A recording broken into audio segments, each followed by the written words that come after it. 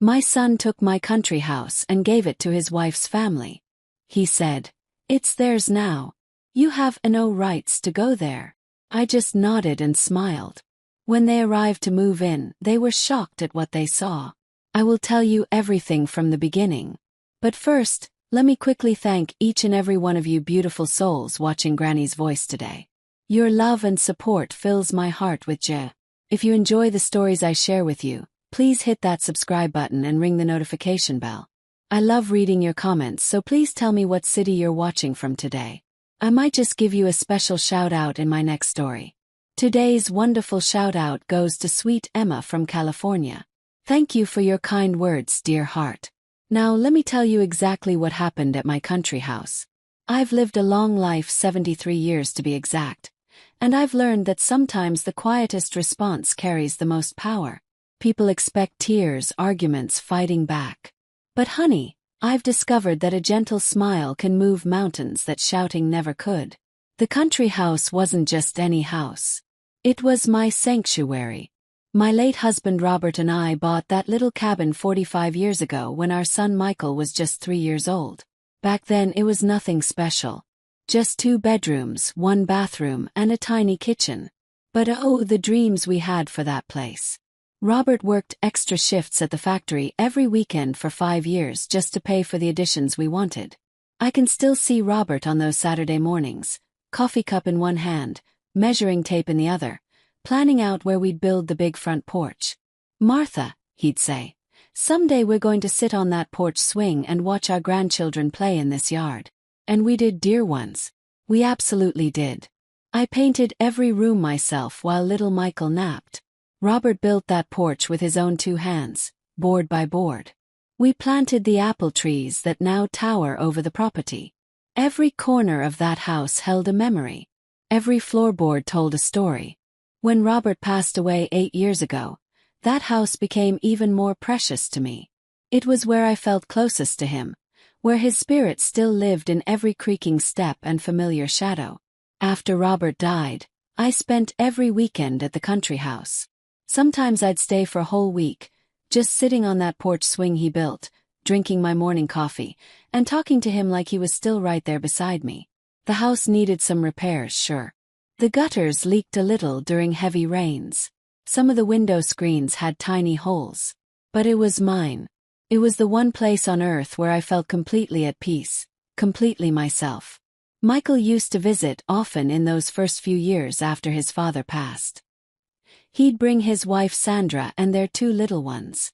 We'd have such wonderful times together. But gradually, the visits became less frequent.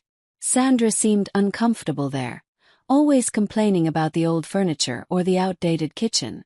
I should have paid more attention to the signs. Michael had been acting different for months before the conversation that changed everything. Our weekly phone calls became shorter and shorter. When I'd suggest family dinners, he was always too busy with work or Sandra's family obligations. Sandra barely spoke to me anymore during the rare times we did see each other. She'd sit there scrolling through her phone while I tried to make conversation with my grandchildren. I kept telling myself it was just a phase, that all families go through difficult periods. I made excuses for their behavior because I loved them so much. But looking back now, I can see they were already planning to take advantage of my gentle nature. They mistook my kindness for weakness, my love for foolishness. The conversation that broke my heart happened on a cold Tuesday morning in November. Michael called and asked if we could meet for lunch at Peterson's Diner, the little place downtown where I used to take him for chocolate chip pancakes when he was small. I thought maybe he wanted to talk about Christmas plans or ask for advice about something. I was so excited to spend time with my son. But when I got there, his face was serious, almost cold. He barely touched his food, just sat there fidgeting with his napkin like he was working up courage for something.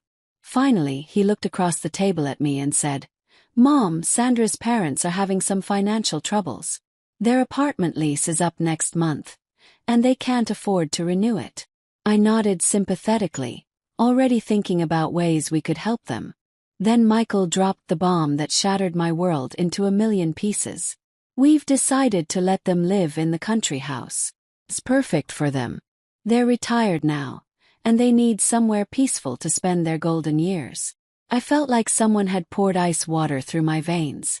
But I stayed calm, kept my voice steady. Michael, honey, that's my house. That's where your father and I. He cut me off with a wave of his hand. Mom, let's be realistic here. You barely use the place anymore. It's just sitting there empty most of the time. Sandra's parents will take good care of it, and it solves everyone's problems. The way he said it, so casual, so dismissive, like my feelings didn't matter at all. Like 45 years of memories meant nothing. I sat there staring at this man who looked like my son but sounded like a complete stranger. Michael, I said quietly, that house is where you learned to ride your bike, where we celebrated every birthday and Christmas, where your father taught you to fish in the pond out back. He shifted uncomfortably in his seat. I know, Mom, but that's all in the past. We need to think about practical matters now. Sandra's parents don't have anywhere else to go, and you have your own house in town. You don't need two houses. The word need hung in the air between us like a slap, as if love and memories and a lifetime of sacrifices could be measured by simple need. As if the place where I felt closest to my departed husband was just extra property to be handed out like charity. Have you discussed this with Sandra's parents?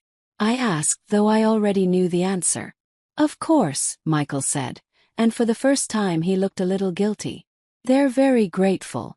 Sandra's mom is already planning how she'll arrange the furniture and where she'll put her sewing machine.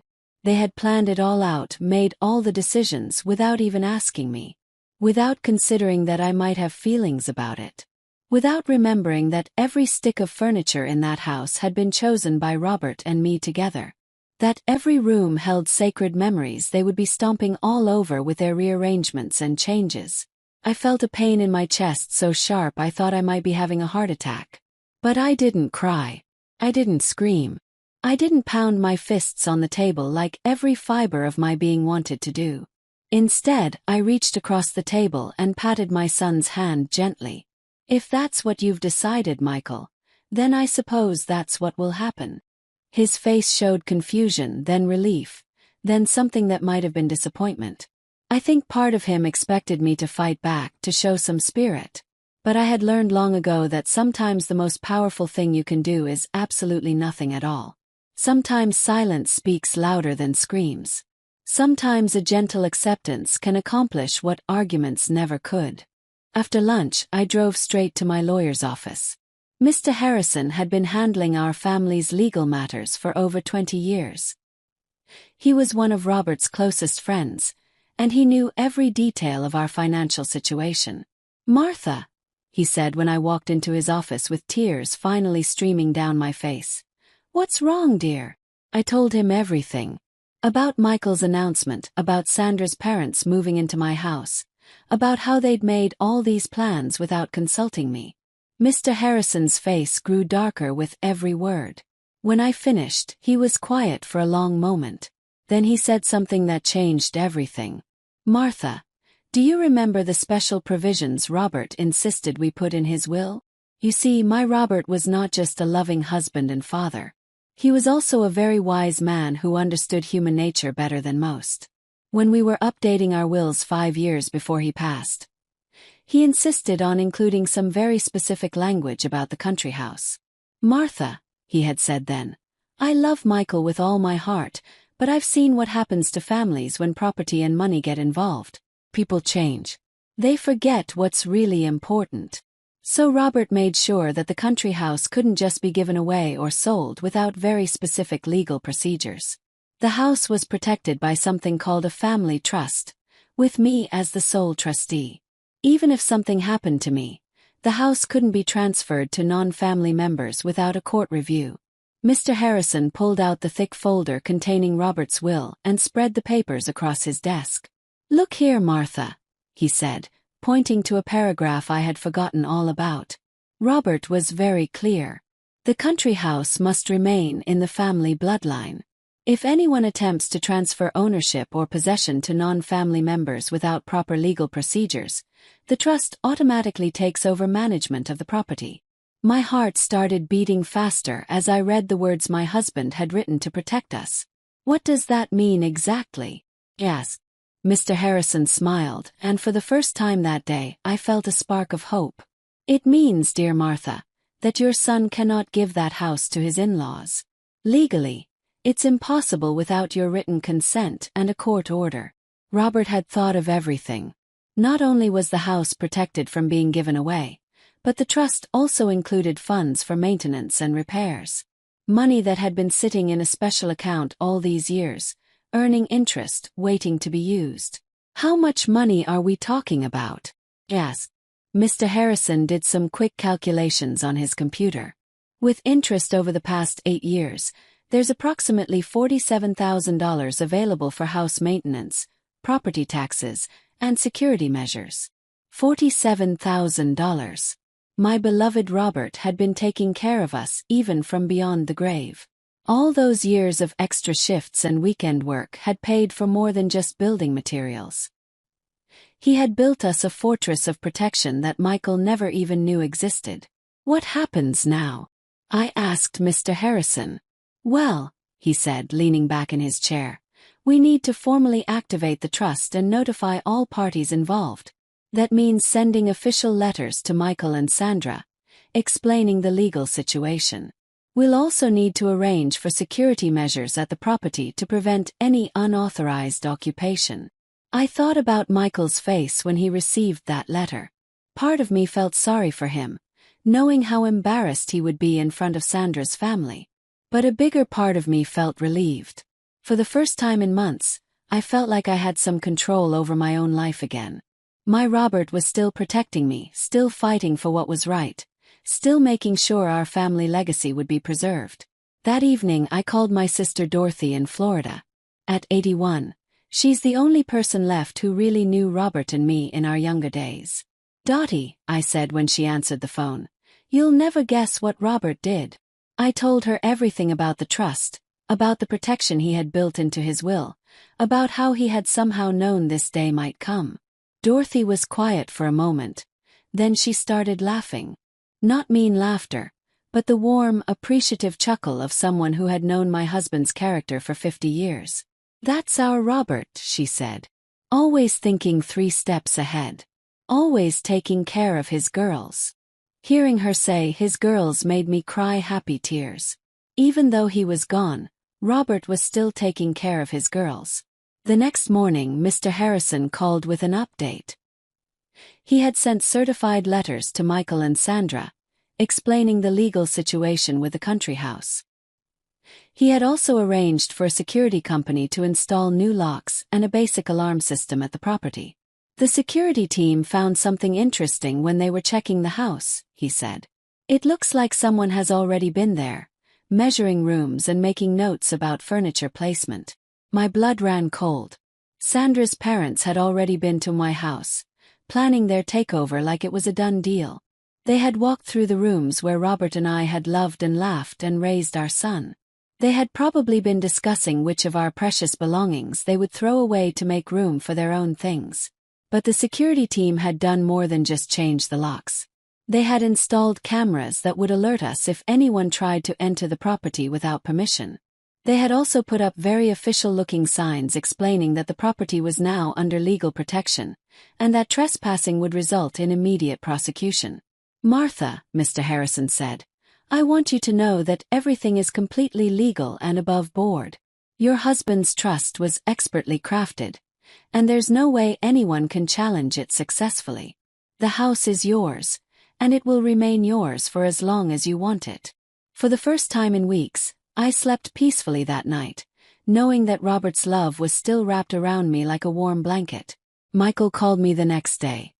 His voice was shaking with anger and embarrassment. Mom, what is this legal letter about? Sandra's parents are humiliated. They've already given notice at their apartment. They've sold some of their furniture. Now you're telling them they can't move into the house. This is insane. I let him vent for a few minutes. Then I spoke very calmly. Michael, honey, I tried to tell you at lunch that the house had special meaning to me. You didn't want to listen.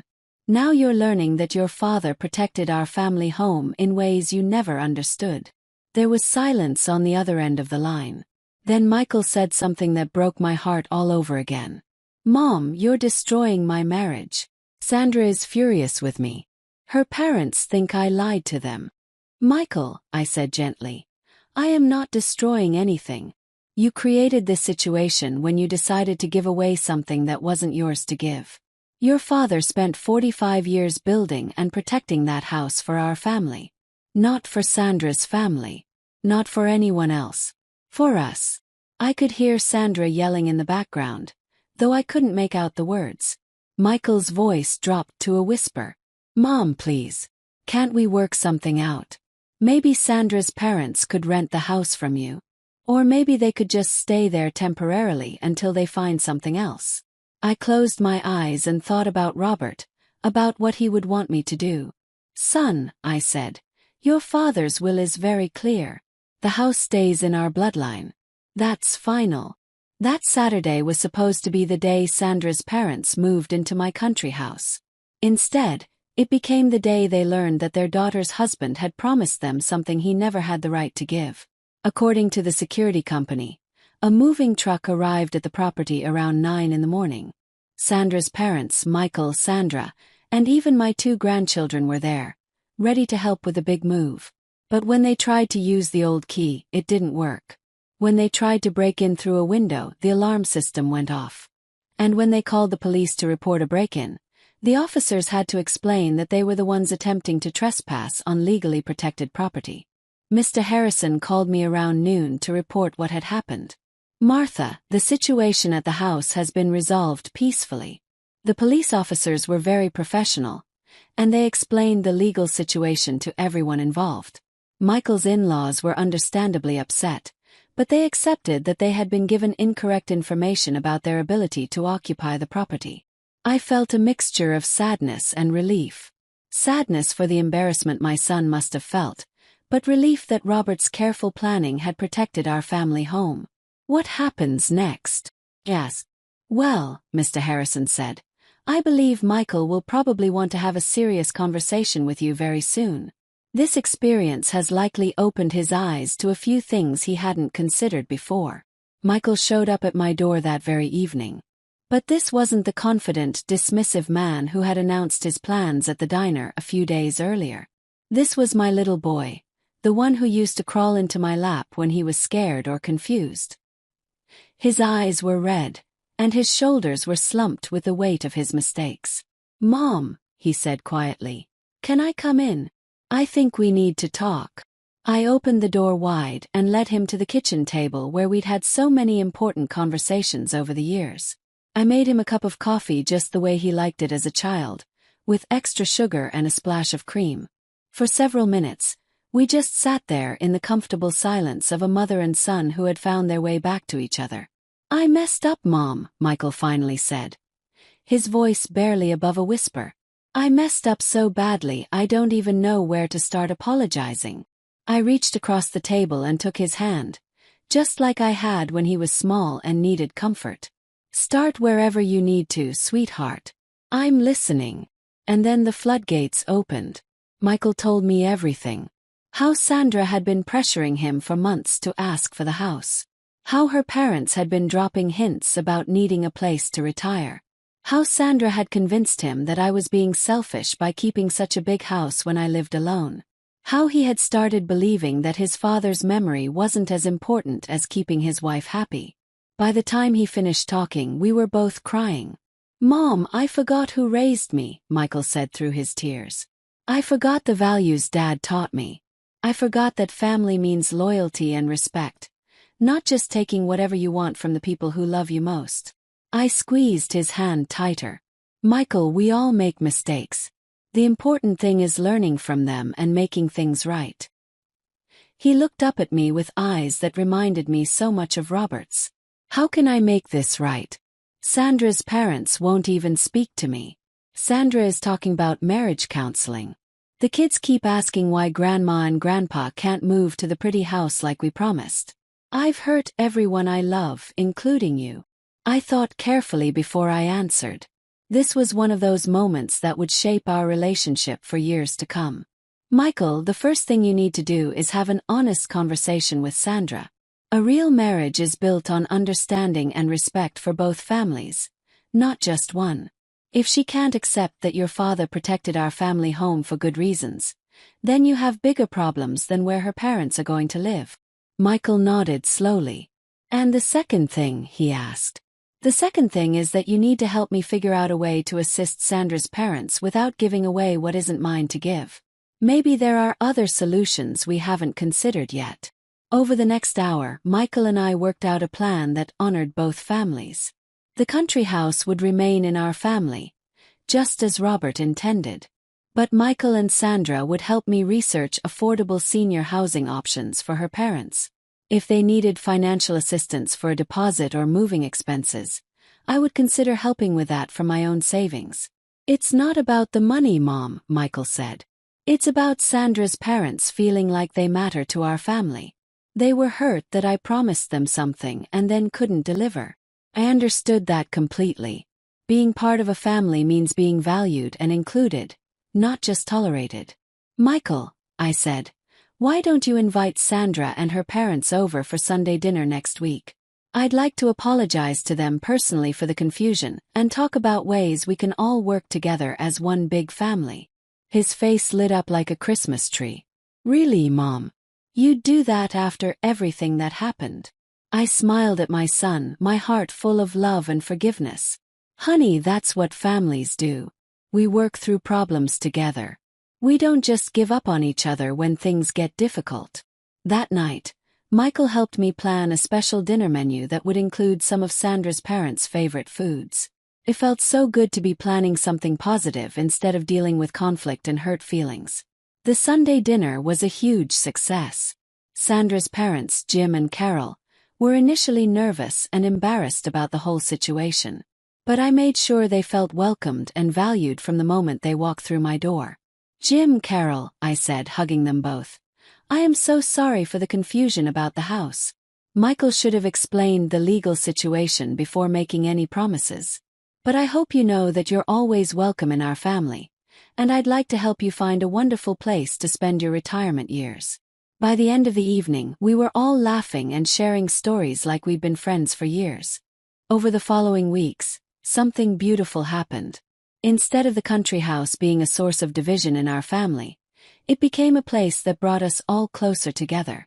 Michael and Sandra started visiting regularly again, bringing the grandchildren to play in the same yard where their father had played 40 years earlier. Jim and Carol joined us sometimes, and Carol even helped me replant some of the flower beds that had gotten overgrown. We found them a lovely apartment in a senior community just 20 minutes from both Michael's house and mine. The trust fund that Robert had set up even covered their moving expenses and security deposit. Everyone was happy, and more importantly, everyone felt valued and included. Sandra pulled me aside one evening after dinner and said something that made my heart sing. Martha, I owe you a huge apology. I was so focused on solving my parents' housing problem that I forgot to consider your feelings about the house. Michael told me all the stories about how you and Robert built that place together, and I understand now why it's so special to you. I'm ashamed that I pushed him to ask for something so precious without thinking about what it meant to you. I hugged her tight and told her that understanding and forgiveness were what family was all about. The country house itself has never looked better. With the trust fund money, I was able to hire contractors to fix the leaky gutters, replace the old windows, and give the whole place a fresh coat of paint. Michael and Sandra helped me choose new furniture for some of the rooms, pieces that honored the old memories while creating space for new ones. The grandchildren have their own room now, decorated with pictures of adventures they've had at the house. Jim helped me repair the old fishing dock, and now he and Michael take the kids fishing every weekend. It's exactly what Robert would have wanted. The house filled with family, laughter, and love. 6 months after that terrible lunch at Peterson's Diner, Michael surprised me with something that made me cry happy tears. He had been secretly working with a local photographer to create a beautiful book of family memories from the country house. Pictures from birthdays, Christmas mornings, fishing trips, garden parties. 45 years of precious moments all compiled into a gorgeous coffee table book. "Mom," he said when he presented it to me, "I realized that I had forgotten what this house really represents. It's not just a building. It's the heart of our family. It's where Dad's love still lives, and it's where we'll keep making memories for generations to come." The last page of the photo book contained a letter that Michael had written to his father. In it, he thanked Robert for being wise enough to protect the family home, and he promised to teach his own children the same values of loyalty, respect, and love that he had learned growing up. "Dad," the letter read, "I'm sorry it took me so long to understand what you were trying to teach me. But Mom's gentle strength and your continued guidance have helped me find my way back to what's really important. I promise to be the kind of son, husband, and father that would make you proud." Reading that letter, I felt Robert's presence so strongly it was like he was sitting right there beside me. Today, our family is stronger than it has ever been. Michael calls me every day not because he has to but because he wants to. Sandra and I have become genuine friends, sharing recipes and gardening tips and stories about the funny things the grandchildren say. Jim and Carol are like the parents I never had, and they've become regular fixtures at our Sunday dinners and holiday celebrations. The country house has taught us all that love isn't about getting everything you want. It's about understanding what really matters and being willing to work together to protect and preserve it. People sometimes ask me if I was wrong to let Michael learn his lesson the hard way instead of just explaining the legal situation from the beginning. But I don't think so. Sometimes people need to face the consequences of their choices to truly understand why those choices were wrong. Michael needed to feel what it was like to lose something precious. He needed to see how his decisions affected other people. He needed to find his way back to the values Robert and I taught him. And most importantly, he needed to learn that love and respect aren't things you can take for granted, even from the people who love you most. The trust that Robert established has been such a blessing. Beyond protecting the house, it's taught us all about planning for the future and thinking about how our choices will affect the people we love. Michael and Sandra have now set up their own family trust, making sure their children will be protected from the same kinds of problems we faced. Jim and Carol have done the same thing, working with Mr. Harrison to make sure their own family legacy is preserved. It's amazing how one wise man's foresight created ripples of protection that will benefit our family for generations to come. The country house has also become a place of healing for me personally. In the months after Robert's death, I was so wrapped up in grief that I stopped taking care of myself properly. But working on the house repairs, planning family gatherings, and creating new memories with the grandchildren has given me a sense of purpose again. I've started painting again, something I gave up years ago. The sunroom is now my art studio, and I spend hours there creating pictures of the garden, the pond, the old oak trees that Robert planted. It's my way of preserving the beauty he created for future generations to enjoy. Last month, we celebrated what would have been Robert's 76th birthday at the country house. The whole extended family was there: Michael and Sandra, the grandchildren Jim and Carol, my sister Dorothy who flew in from Florida, even some of Robert's old friends from the factory. We told stories, shared memories, and watched the sunset from the porch swing he built with his own hands. As the evening grew quiet and the fireflies started dancing in the yard, I felt such overwhelming gratitude for the man who had loved me enough to protect our family even after he was gone. His wisdom, his foresight, and his unconditional love had saved us from a mistake that could have torn us apart forever. The grandchildren, who are now 10 and 12, have started asking questions about inheritance and family legacy. They want to understand why the country house is so special and what it means to be part of a family that values loyalty and tradition. Michael and I have started having regular conversations with them about money, property, and responsibility. We want them to understand that being part of a family isn't just about what you can get from other people. It's about what you can contribute, what you can protect, and what you can pass on to the next generation. These are lessons that will serve them well throughout their lives. I've also started volunteering with a local organization that helps families resolve property disputes and inheritance conflicts. So many families are torn apart by misunderstandings about money and possessions. My story has helped several other families find peaceful solutions to similar problems. One elderly gentleman told me that hearing about Robert's trust inspired him to set up similar protections for his own family farm. A widow with 3 adult children used our example to have honest conversations about her estate planning before problems could develop. It feels good to know that our experience is helping other families avoid the pain we went through. The legal profession has also taken notice of Robert's carefully crafted trust. Mr. Harrison has told me that several other lawyers have asked to study the documents as examples of excellent estate planning. Robert's foresight in protecting family property while still allowing for legitimate needs and circumstances has become a model for other families facing similar challenges. It makes me proud to know that my husband's wisdom is still helping people, still making a positive difference in the world.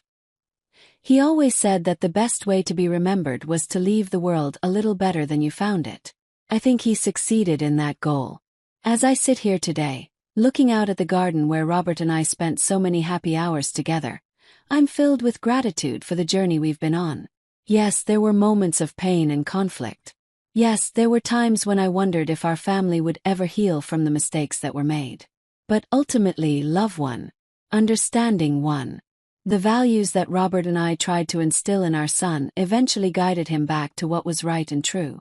The country house that could have divided us instead became the foundation for a stronger, more united family than we had ever been before.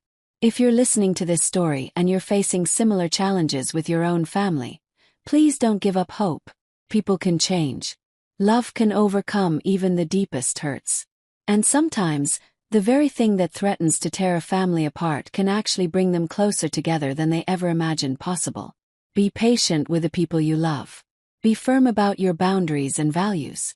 But never stop believing that redemption and forgiveness are possible, even in the darkest moments.